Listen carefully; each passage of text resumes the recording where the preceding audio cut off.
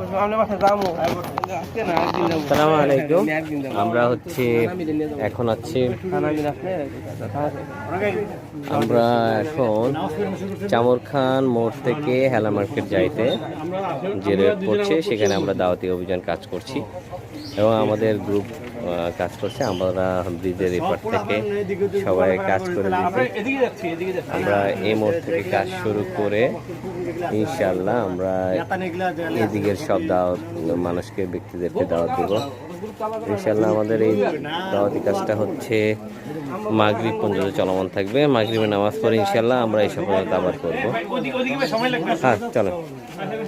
তো যার সকল ভাইদেরকে, আমাদের 44 উত্তর সকল ভাইদেরকে অনুরোধ করছি আপনারা দাওয়াতি কাজে